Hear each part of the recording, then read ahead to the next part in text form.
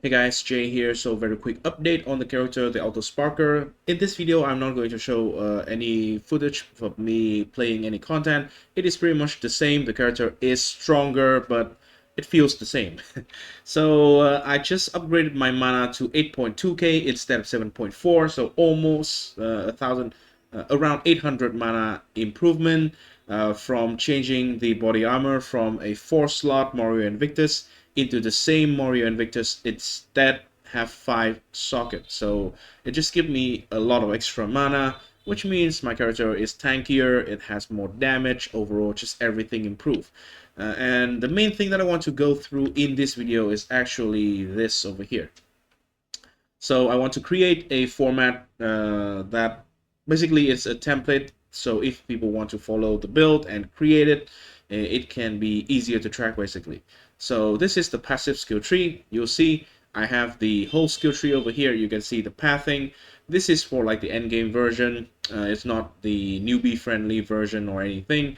I tried to work on that one because the prices have actually changed. When I first started this build, it actually is quite newbie friendly because the prices of every single item is dirt cheap.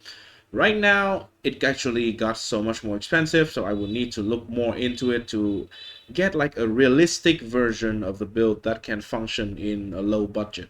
So for now, there's a no low budget that I set up that I would recommend, but at least for the current kind of like mid to high budget that I'm playing right now, I am going to make this template. And this is the skill tree. It is around levels 95 character.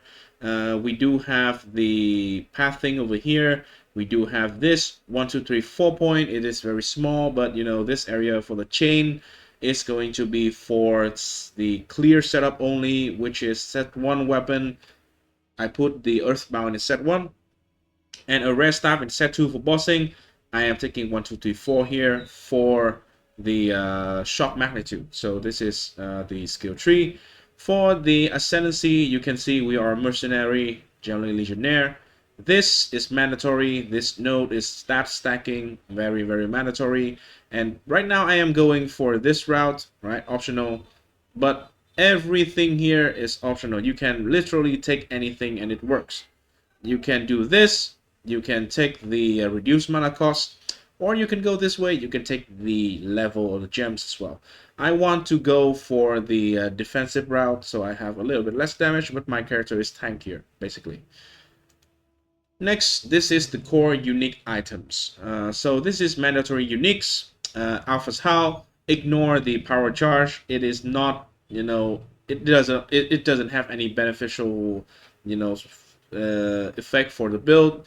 I just randomly vowed it hit this useless mod. So Alpha's Howl, Earthbound, Killjoy, and Morio Invictus.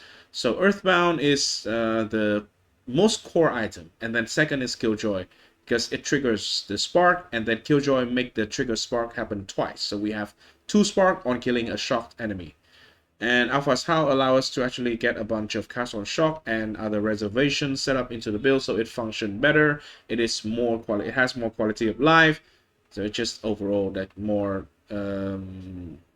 pleasant to play. Morio Invictus just give a lot of things. It just give a lot of attribute and mana. This version, surprisingly, is still very cheap. You can get a normal one corrupted, 5%, 5%, 4 socket for like 1 divine or 2 divine or something. It's still very cheap. And recommended unique, well, Ingenuity.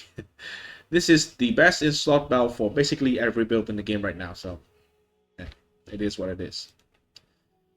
For the rare items, this is the example rares. It's exactly what I have in the game.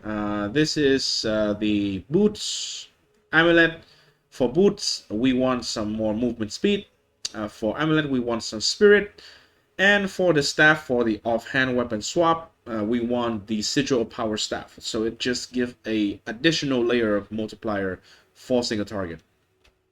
And other than that, every other stat that I do not like highlight here is on the recommended stat here. It is the same on every single item. You want mana, you want intelligence, and intelligence can come in the form of intelligence, or for example, O attribute here as well.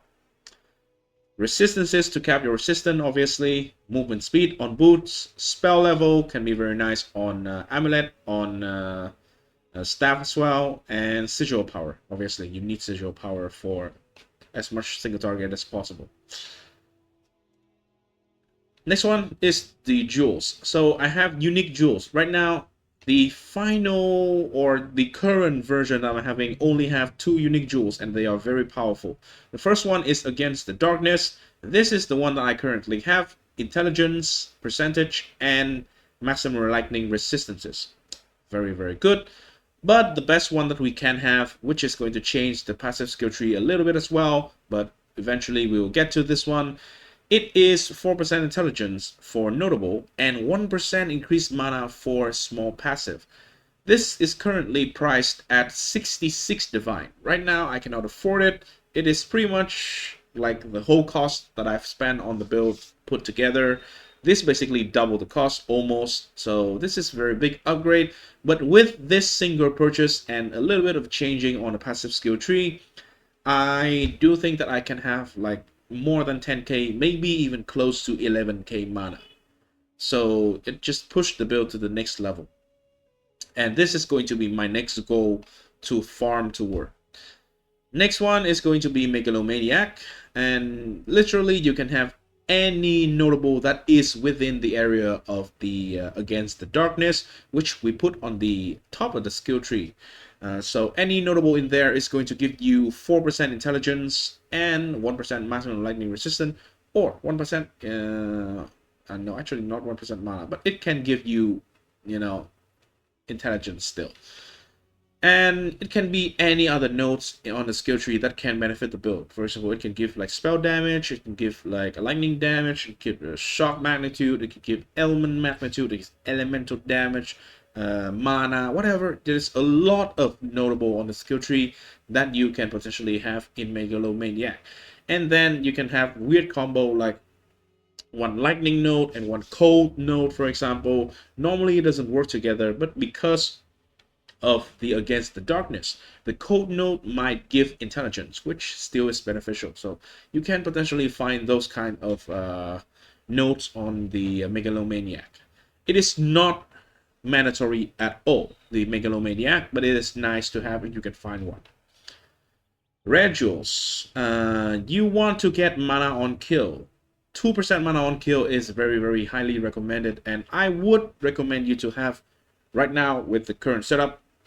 Even if I drop a single jewel for 2%, which means I drop from 10% to 8% mana on kill, it feels like I am losing mana more often. With 10%, I never lose mana while mapping, basically. All the time I am going to be maximum mana instantly when I kill something. But with 8%, it is, you know, dropping down a little bit. So I would recommend for the current setup 10% mana on kill minimum. Then next stat you want is Magnitude of Shock or Magnitude of Element. Magnitude of Shock is a little bit better because it can roll up to 20%, which is better. The Magnitude of Element overall can just roll to 15%. So a blue jewels with mana on kill, Magnitude of Shock is going to be pretty damn crazy. And then there are obviously a lot of other stats that can be very, very helpful as well. So you can get spell damage, lightning damage, maximum resistances, elemental damage. You can get damage against rare and unique enemy. There's a lot of different mod like damage, spell damage for triggered spell as well. Can be very good. So those kind of thing you can get on the jewels. Last but not least, core skills. So we have all the mandatory skill setup over here. Right now in the build, the trigger spark in the staff is going to be persistent, acceleration, coursing current, extraction. Self-cast spark is going to be inspiration, overcharge, considered casting, arcane tempo, and conduction. So basically you can follow the setup here. This is exactly the current setup that I am having in the game right now.